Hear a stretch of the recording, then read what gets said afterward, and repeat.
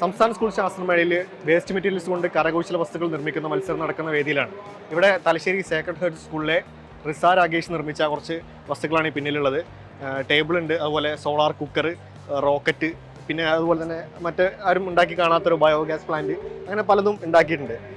ഇതെങ്ങനെയായിരുന്നു ഈ മത്സരത്തിന് പിന്നിലേക്ക് എത്തിയതിന് റസിക്കൊരു കഥ പറയാനുണ്ട്. മുമ്പ് ഒരാൾ മത്സരിച്ച് സമ്മാനം നേടി, അതിൻ്റെ പിറകെയാണ് റസിയ മത്സരിക്കുന്നത്. അതെങ്ങനെയായിരുന്നു അത് എത്തിപ്പെട്ടത്?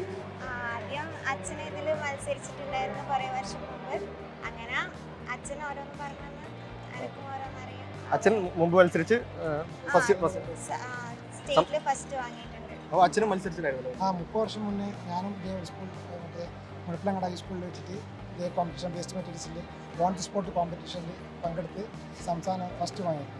ഇതേ മത്സരം വേസ്റ്റ് മെറ്റീരിയൽസ് കൊണ്ട് ഉണ്ടാക്കുന്ന അതേ മത്സരം ഏകദേശം എത്ര വർഷം മുമ്പ്? 30 വർഷം മുന്നേ. 30 വർഷം മുമ്പ്. അന്നപ്പോൾ ഗ്രേസ് മാർക്ക് കിട്ടിയിരുന്നു? അന്ന് ഗ്രേസ് മാർക്ക് 30 മാർക്ക് കിട്ടിയിരുന്നു.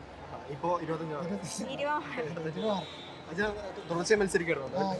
ഞാനും തുടർച്ചയായിട്ട് മത്സരിച്ചിട്ട് മകളും തുടർച്ചയായി. ഇതിപ്പോൾ എത്രാമത്തെ തവണ? നാലാമത്തെ തവണ സ്റ്റേറ്റിൽ. നാലാമത്തെ തവണ. കഴിഞ്ഞ വർഷങ്ങളിലൊക്കെ സമ്മാനം ഉണ്ടായിരുന്നു? എ ഗ്രേഡ് ഉണ്ടായി. ഇപ്പോൾ ഏത് ക്ലാസ്സിൽ പഠിക്കുന്നു? ഇപ്പോൾ പ്ലസ് ടു ആണ്. ഇതോടുകൂടി ശാസ്ത്രമേളയിൽ കഴിഞ്ഞു അവസാനത്തെ വർഷം. എന്തൊക്കെ ഉണ്ടാക്കിയിരിക്കുന്നത്?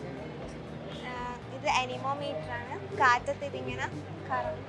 പിന്നെ ഇത് ബയോഗ്യാസ് പ്ലാന്റ് ഉണ്ട്, പിന്നെ എക്സ്ക്രീറ്ററി സിസ്റ്റം, പിന്നെ ഗ്ലാസ് പാലസ്, പക്ഷിക്കൂട്, ഡൈജസ്റ്റീവ് സിസ്റ്റം, പിന്നെ റോക്കറ്റ് ഉണ്ട്.